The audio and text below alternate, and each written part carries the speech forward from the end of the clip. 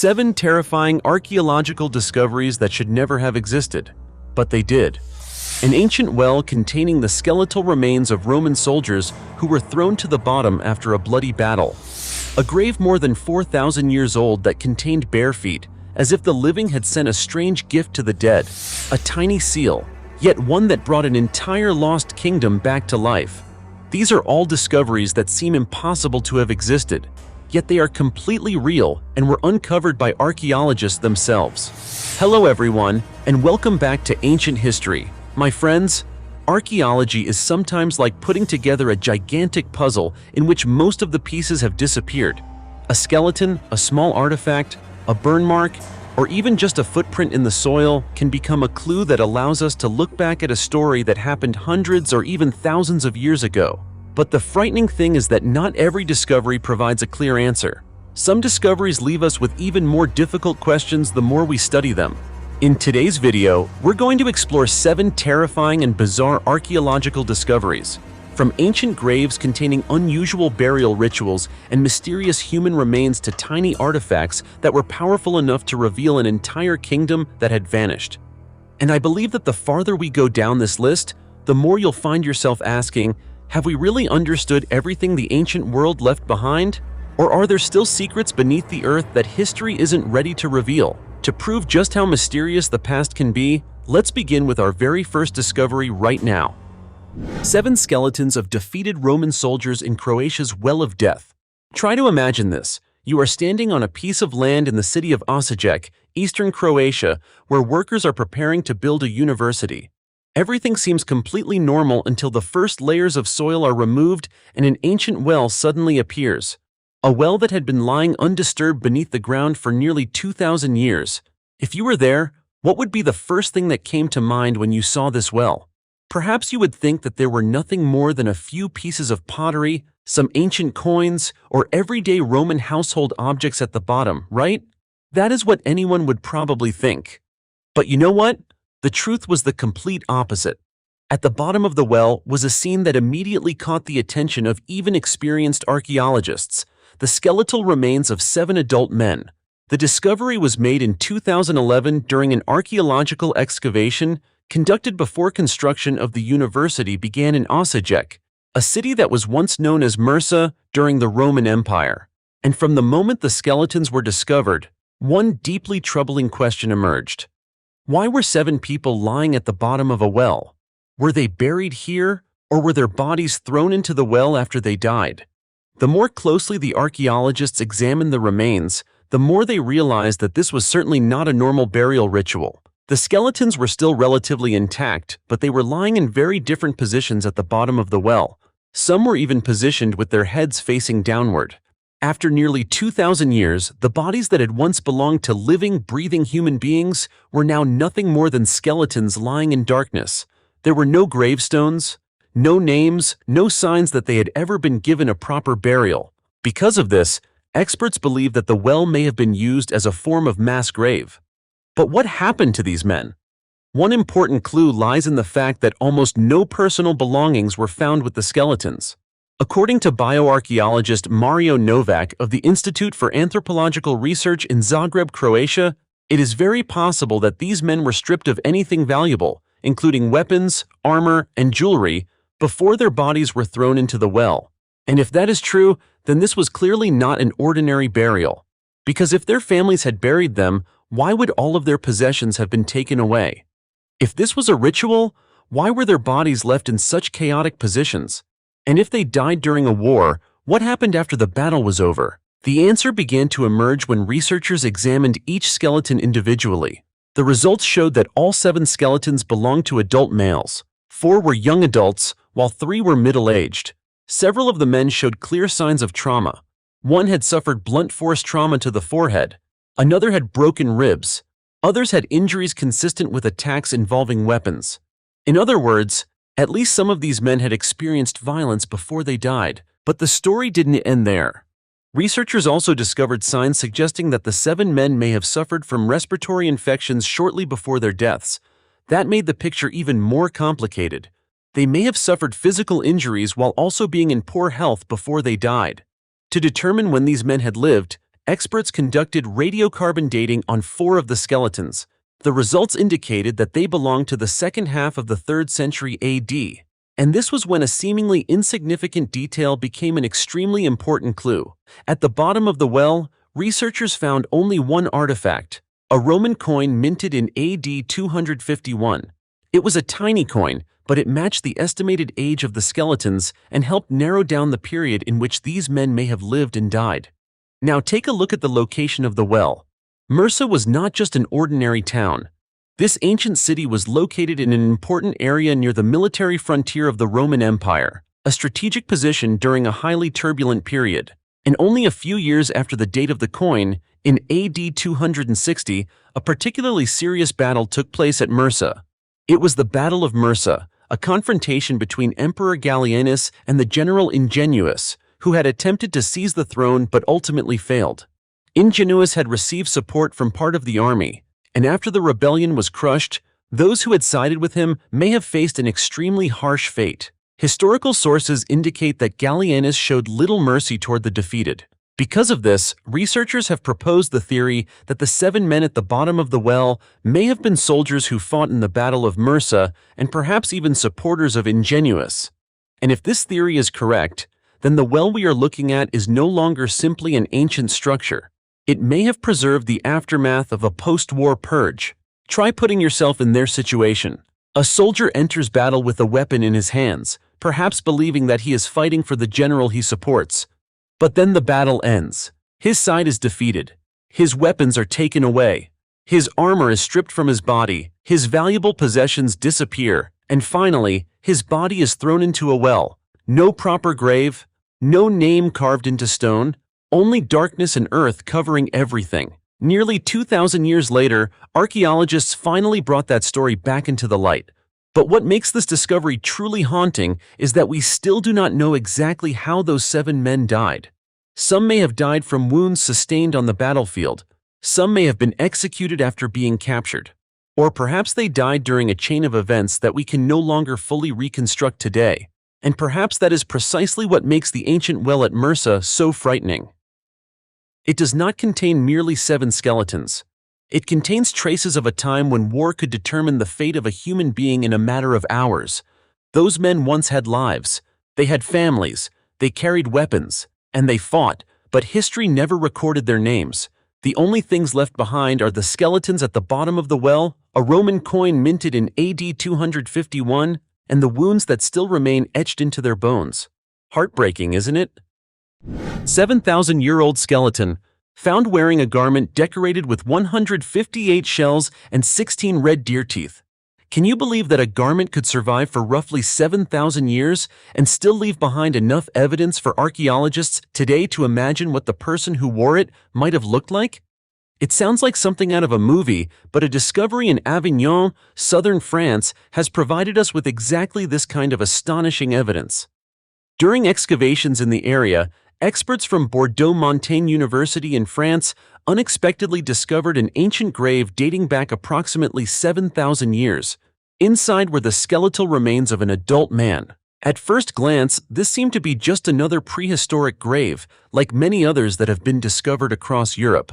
But when researchers began using modern archaeological analysis techniques to examine every trace remaining in the soil, a completely different story gradually began to emerge. The first remarkable detail was that much of the man's body was no longer intact. His skull, most of his hands, and his feet had disappeared over time, making it seem almost impossible to determine how he had originally been buried. But then, 3D laser technology allowed researchers to see things that would have been extremely difficult to detect with the naked eye.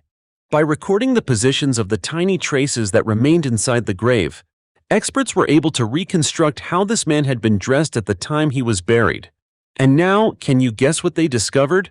Well, it wasn't an intact set of clothing made from fabric, because organic materials such as textiles are almost impossible to preserve intact for thousands of years under normal conditions. What remained were the traces of decorative materials that had once been attached to the garment.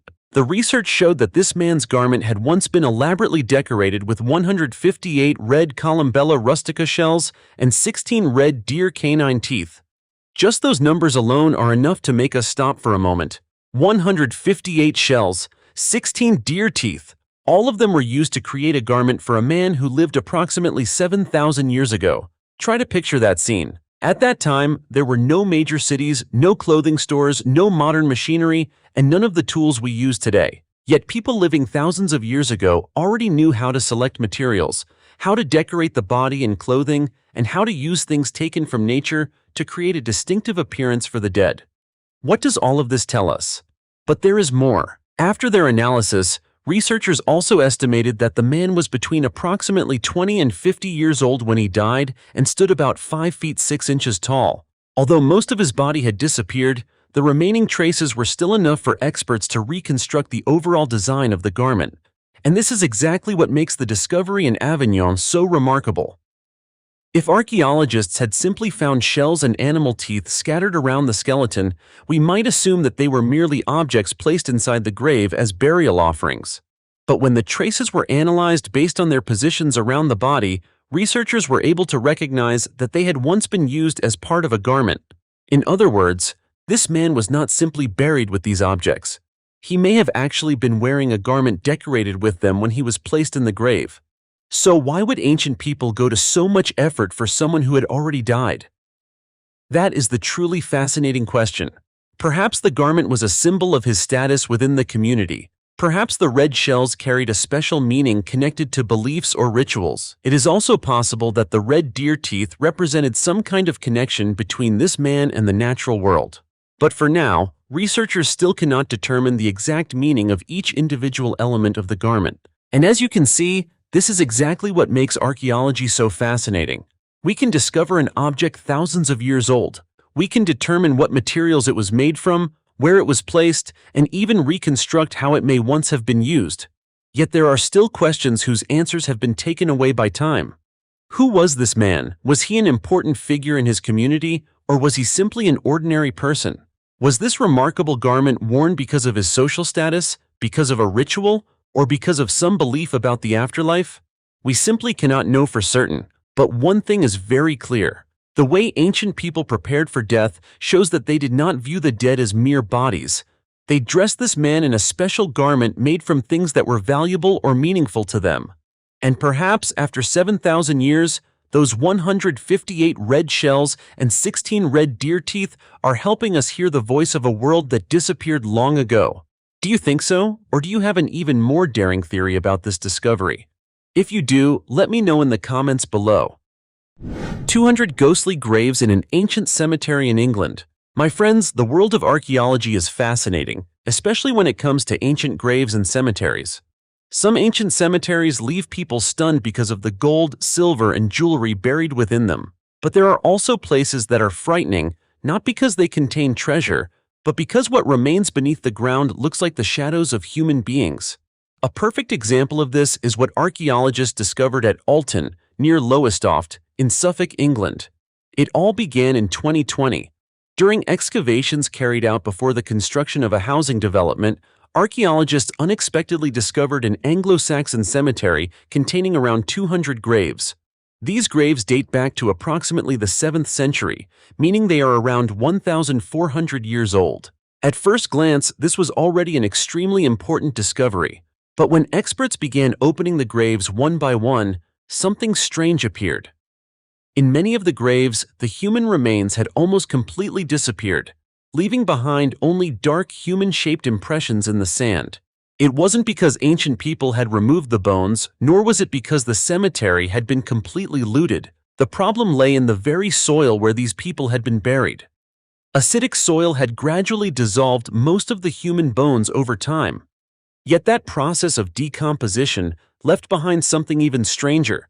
The shape of the body had been preserved in the soil, almost like the shadow of a person who had once lain there. That is why archaeologists refer to them as sand shadows, fragile traces of people who died approximately 1,400 years ago. Try to imagine what it must have looked like as archaeologists carefully removed each layer of soil. Instead of a complete skeleton emerging, they saw the outline of a human body. The head, torso, arms, legs, all reduced to a faint, dark silhouette against the sand. The more closely they examined them, the more they realized that these shadows were not random marks. They actually revealed the positions of the people who had once been placed in the graves. And interestingly, some of the sand shadows also revealed traces of wooden coffins. This means that some members of this community had been placed inside coffins before being buried. Archaeologists had to work extremely carefully because the remaining traces were incredibly fragile.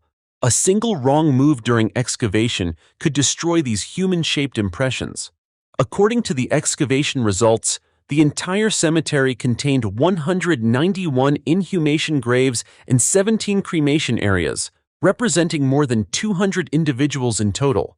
Those buried here included men, women, children, and even infants, suggesting that this may have been a resting place for multiple generations of the same Anglo-Saxon farming community. But if you're thinking that this cemetery contained nothing more than mysterious skeletons, we're not there yet. As the excavation continued, experts also discovered a wide range of artifacts buried with the dead. There were amber beads, glass beads, silver coins, ancient wrist clasps, copper alloy brooches, and small iron knives. Some graves also contained pottery, including decorated vessels. Weapons were also found, although they were not especially common. One grave contained a sword. Iron spearheads were discovered in several other graves, along with at least one shield. What is particularly fascinating is that the metal fittings of the shield were still lying in their original positions around the outline of the wooden boards that had decomposed. It was almost as if the shield were still embracing the body of the person who had died, even though that person had disappeared thousands of years ago. Archaeologists even discovered traces of fabric and leather associated with some of the artifacts, showing that although human bodies had disappeared, other materials could sometimes survive under special conditions. But have you noticed something? This was not a cemetery reserved only for warriors or the wealthy. There were men, women, and children. This led experts to believe that the cemetery may represent an agricultural community that lived in the Olton area for several generations. They lived on this land. They worked, they raised families, and eventually they buried their loved ones in the very place where they had once lived. And that is exactly what makes the discovery at Olton so special. When we think of the Anglo-Saxons, many of us immediately imagine warriors, swords, kings, or famous treasures. But this cemetery shows us a much more ordinary side of their world, a community made up of adults, children, and everyday working people. They did not leave behind enormous monuments, but they left behind more than 200 graves, and every grave represents the story of a person who once existed. What makes the discovery even more interesting is that this cemetery is located about 40 miles from Sutton Hoo, also in Suffolk. Sutton Hoo is famous for its Anglo-Saxon royal burial sites dating from around the 6th and 7th centuries, where archaeologists discovered incredibly valuable jewelry, weapons, and treasures. One of the burial sites even contained an entire ship. If Sutton Hoo shows us the wealthy world of the Anglo-Saxon elite, then Alton is more like an everyday photograph of an entire community. So, what do you think? What is more frightening? A grave containing an intact skeleton, or a grave where all you can see is the shadow of the person who once lay there? As for me, honestly, I think those sand shadows are what make Olton Cemetery so haunting. 43 skeletons in a more than 10,000-year-old cemetery in Brazil, reconstructing the story of a lost culture. Hey, imagine this. One day, workers are constructing a residential development when they suddenly dig into the ground and uncover dozens of human skeletons. What would you think it was? A modern cemetery? A crime scene? Or perhaps some long-buried secret that had just been uncovered? All of those possibilities might cross your mind. But you know what? In São Luís, the capital of Maranhão state in northern Brazil, the story is completely different. What was discovered here was not the remains of a recent tragedy, but an ancient cemetery that may take us back thousands of years. In fact, the oldest occupation layers at this site may date back approximately 10,000 years. The discovery was made at the Chácara Rocém Archaeological Site in the Vicente Fialho neighborhood of São Luís, Brazil, after archaeologists conducted research and excavations connected to a residential construction project. By 2024, experts had documented a total of 43 human skeletons, along with approximately 100,000 archaeological artifacts and fragments at the site. So think about that for a moment. What does it mean to find 43 human skeletons in the same location? Well, this was clearly more than just a few graves that happened to be discovered by chance. It suggests that this was once an important place for human communities that lived in the São Luís region during prehistoric times. Even more interestingly, the skeletons did not all belong to the same period. The layers of sediment at the site indicate that people used this area during several different periods spanning thousands of years. Researchers also uncovered a huge quantity of artifacts, including pottery, stone tools, charcoal, animal bones, and decorated shells.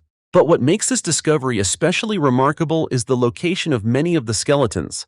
They were found beneath a type of shell mound known as a sambaki. If you've never heard of a sambaki, imagine it like this: a hill built up over time from mollusk shells, animal bones, sediment, and traces of human activity. Structures like these are extremely important in the archaeology of coastal Brazil because they show that ancient communities lived for long periods by relying on resources from rivers and the sea. And at a place like this, the people who lived here did not simply gather food and move on. They returned again and again. They lived here. They used the land. They buried their dead, and they left layer upon layer of evidence behind. When experts examined the human remains, they noticed that many of the individuals were relatively short. The tallest skeleton recorded was only about 5 feet 3 inches tall. Most of the remains belonged to adult men, along with the remains of 2 children. Initial analyses of the bones also showed that these people had performed a great deal of physically demanding activity during their lives. The skeletons displayed signs suggesting that their bodies had experienced heavy loads and frequent physical exertion, consistent with the strenuous lifestyle of a community that hunted, gathered food, and exploited natural resources. Try putting yourself in their world thousands of years ago. There were no roads, no vehicles, no machines for transporting objects. If they wanted to find food, they had to move themselves. If they needed to carry essential supplies, they had to rely on their own shoulders and feet. And when a member of the community died, they had to carry out some form of burial ritual to return that person to the earth. These traces are helping archaeologists understand that the communities living in São Luís were far more complex than the traditional image of prehistoric groups simply wandering around in search of food. They were organized. They had settlements. They had burial customs, and they had a very close relationship with their surrounding environment. What is particularly interesting is that research at this site has sparked considerable debate over when humans first began occupying the area. Some layers dating back approximately 6,000 years have been recognized by Brazil's heritage authorities as particularly important to the prehistoric history of the Maranhão region. Meanwhile, reports from deeper layers suggest that human activity may be even older, potentially dating back between approximately 8,500 and 10,000 years. For this reason, researchers are continuing to analyze and examine the site in order to determine the precise dates of each layer and each set of human remains. And this is exactly what makes archaeology so fascinating. Sometimes a discovery that seems to have an answer only opens the door to dozens of new questions. Who were the first people to live here? Were they ancestors of the later coastal Sambaqueiro communities? Or did they belong to a different group that existed before them? Where did they come from?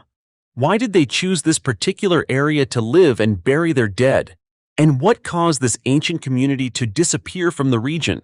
Researchers still cannot answer all of these questions, but one thing is certain. The Chácara Roçane site is showing us that the history of human settlement in ancient Brazil was far older and more complex than we once thought.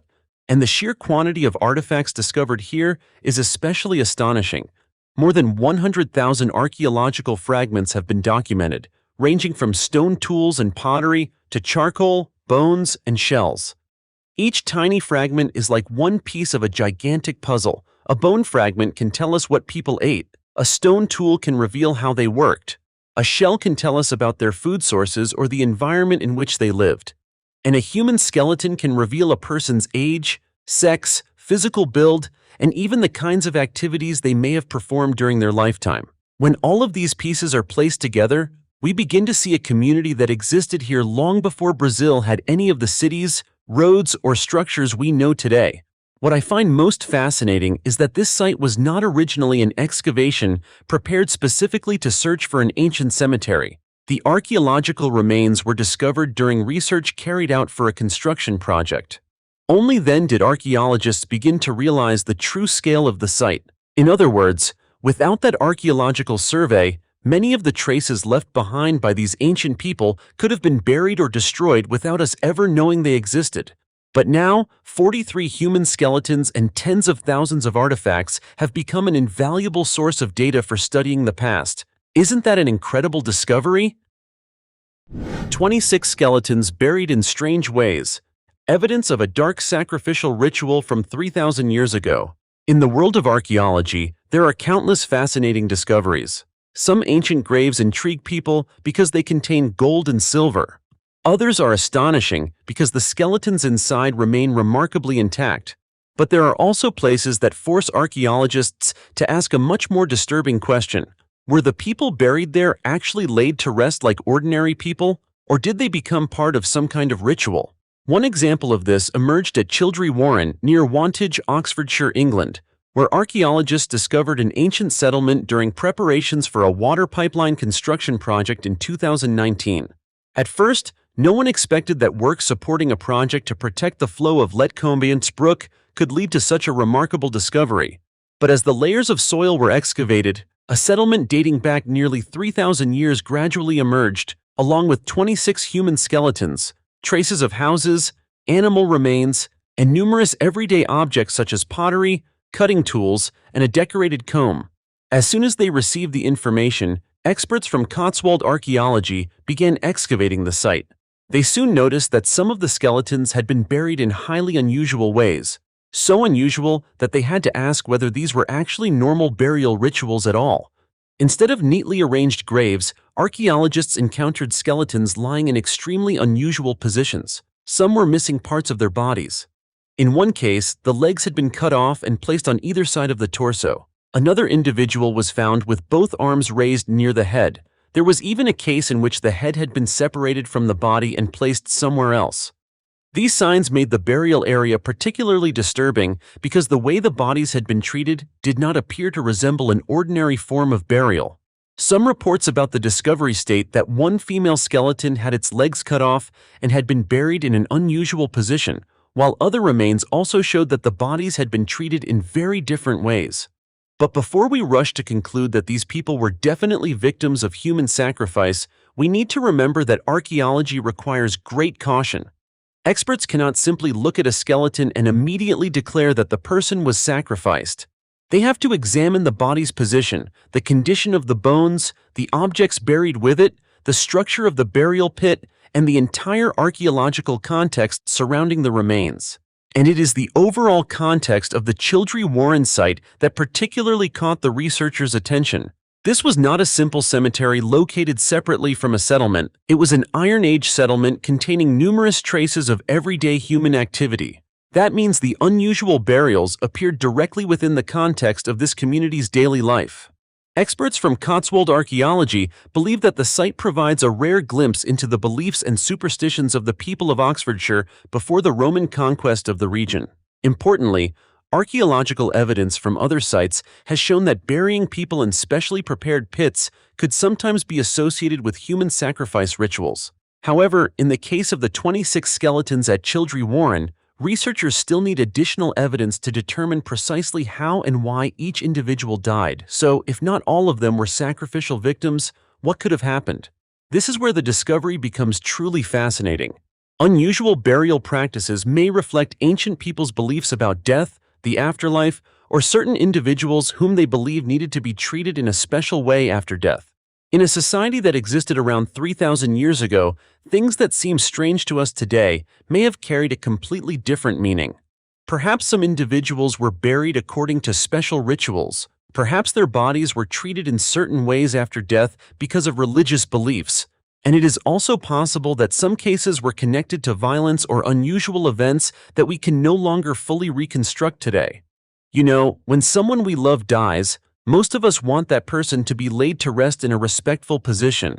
But at Childrey Warren, some bodies were cut apart, arranged in unusual ways, or placed in pits that left experts with serious questions. So what could ultimately have caused a community to treat its dead in such a way? Could it have been fear? Religious beliefs, power, or a ritual whose meaning has been completely lost to us today? No one knows for certain. And it wasn't just human remains that were found here. The area also contained animal remains and numerous everyday objects, showing that the people who lived here had established a real community rather than simply passing through the area. Archaeologists discovered traces of houses, animal remains, pottery, cutting tools, and a decorated comb. This means we are looking at a place where people once lived, worked, ate, raised animals, and eventually buried their dead. And it is precisely the coexistence of ordinary daily life and strange burial rituals at the same site that makes this discovery so remarkable. 4,500-year-old father and child grave and the mysterious bear paw, a gift for the dead or a lost ritual? There is a grave in Poland where simply looking at the objects placed inside would immediately make you stop and ask yourself, what on earth were ancient people doing? Because inside this grave were not only the remains of an adult man and a child, but also the bones of a bear paw. Yes, you heard that right, a bear's paw. And what makes it even stranger is that it was not simply thrown into the grave at random, nor did it look like leftover bones from a meal. Instead, it appeared in what seems to have been an intentional context, inside a grave that had remained undisturbed beneath the ground at Święcice in Sandomierz County, southern Poland, for approximately 4,500 years. The story began in April 2012 when a local resident accidentally discovered human bones while carrying out construction work on his property. The information was quickly passed on to archaeological authorities, and when experts arrived to investigate, they realized they were standing before something truly unusual. But don't imagine that this was simply an ordinary ancient grave. The deeper the archaeologists excavated, the more confusing the story became. They discovered a pit-like burial structure associated with the Złota culture, a late Neolithic community that once lived in southern Poland. The grave was dated to the first half of the 3rd millennium BC. Inside the burial pit were the remains of an adult man and a small child. But in a large open area in front of the burial chamber, researchers discovered evidence of a place where a fire had once been burned, along with numerous animal bones. And then they encountered the discovery that made the entire site so unusual: the bones of a bear's paw. Think about that for a moment. If this was simply an ordinary grave, why would ancient people bring part of a bear's body into it? If it was food, why was it preserved in what appeared to be its anatomical sequence? If it was waste from a meal, why was it found in a space containing evidence of ritual activity? And if it was a grave offering, why a bear instead of a more familiar animal? These are exactly the questions that caught the archaeologists' attention. Research has shown that the remains of domesticated animals could appear in burial practices from the same period, but the use of part of a bear in a grave associated with the Złota culture appears to have been rare and particularly unusual. Because of that, the bear's paw was no longer simply a collection of bones.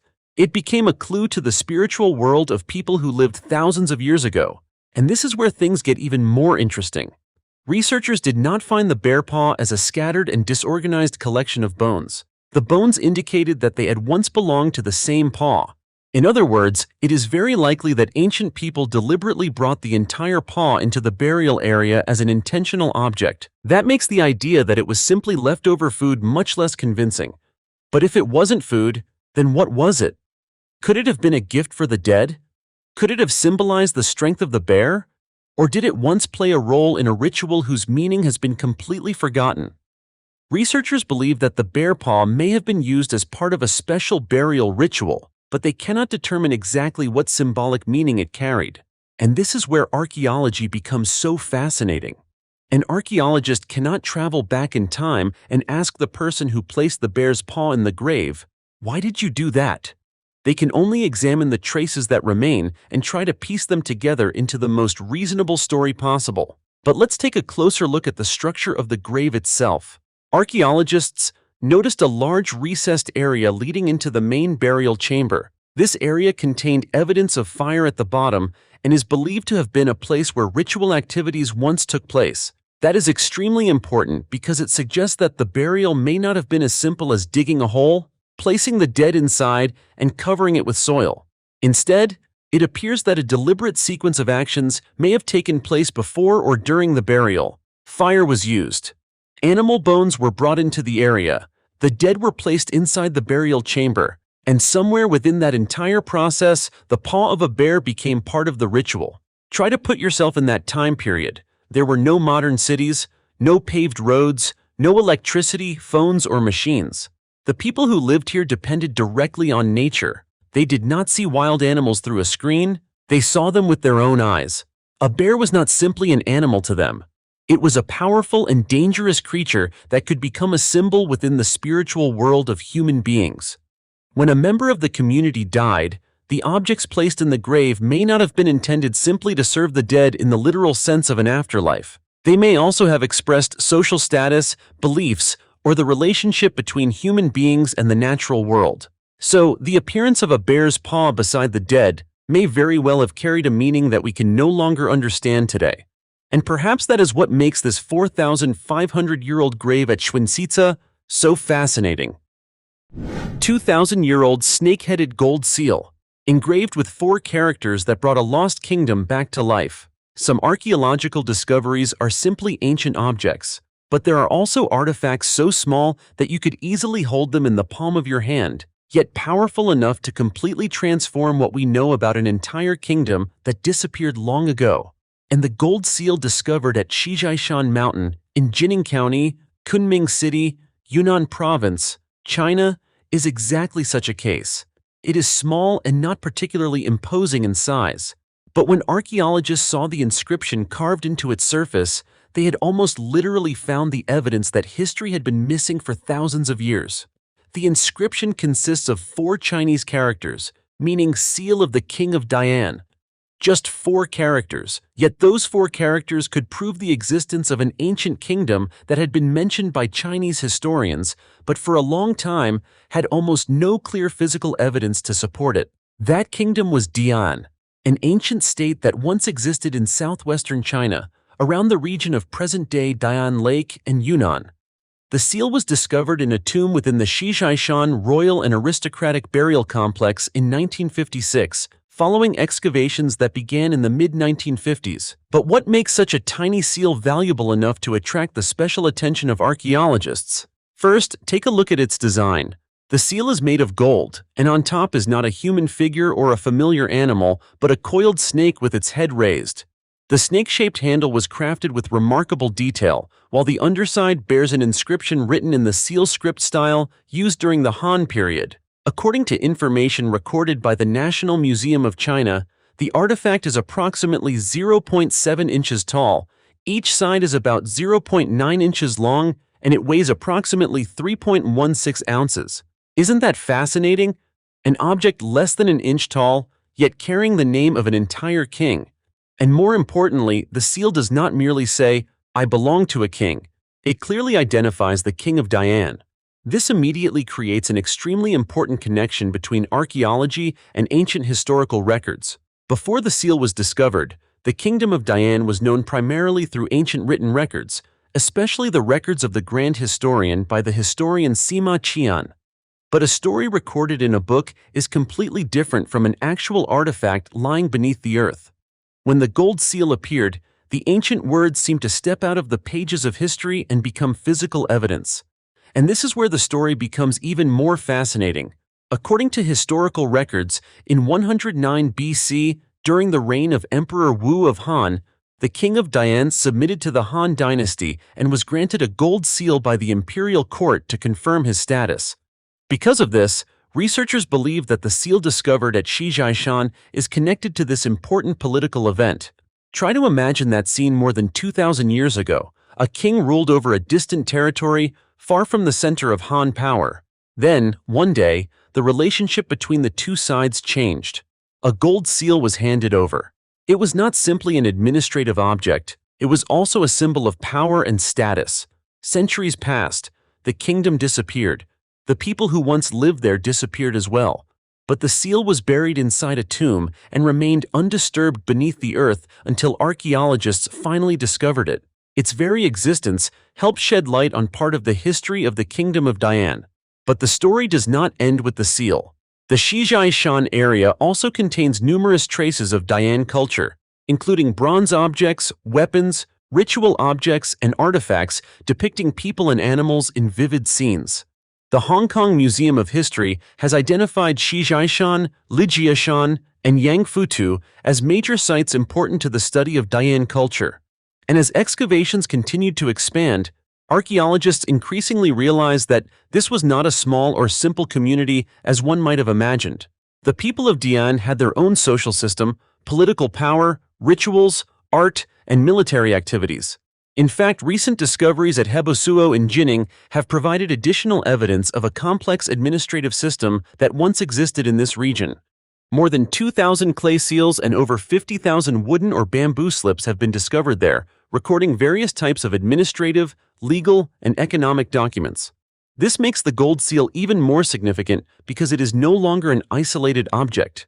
It has become part of a much larger picture of a society that once flourished in southwestern China. But have you noticed one particularly fascinating detail? Why does the handle of the seal have the shape of a snake? This remains one of the features that makes the seal so distinctive. Snakes appear in the art and symbolism of many ancient cultures. But on this particular seal, the snake-shaped design gives the artifact an appearance that is very different from ordinary seals. It makes this object of royal authority look almost like a living creature, curled up, raising its head and ready to strike. Perhaps this was a symbolic element connected to the local culture, but we should not simply assume a specific meaning without direct evidence.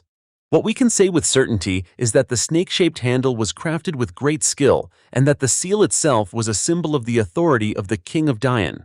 And now, let's return to those 4 characters engraved on the seal. Seal of the King of Dian. Those 4 characters are like a key. Before the seal was discovered, people had historical records describing the kingdom of Dian. After its discovery, we had a physical object bearing the exact title of that king. This is the moment when archaeology can make history come alive. An ancient inscription meets an ancient tomb, and together they confirm a story that had been recorded more than 2,000 years ago. The seal is now part of the collection of the National Museum of China, and it has become one of the most famous artifacts associated with the Kingdom of Dian. Now think about this. If archaeologists had not excavated the Shijiashan tombs in 1956, would we know that the Kingdom of Dian had existed with such certainty? Perhaps we would still know about it from historical texts, but we would be missing such an important piece of physical evidence.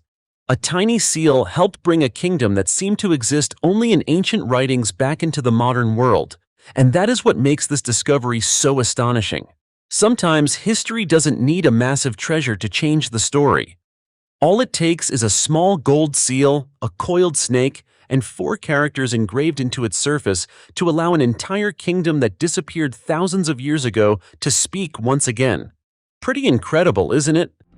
My friends, we've just explored 7 strange and fascinating archaeological discoveries, where every skeleton, grave, and artifact has left behind a question that still has no complete answer.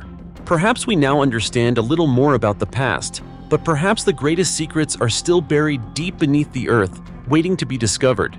So, what about you? Which discovery impressed you the most? Leave a comment below and share your thoughts with us. And if you enjoy these mysterious stories from history, don't forget to hit the like button, subscribe to the Ancient History channel, and turn on notifications so you don't miss our next discoveries.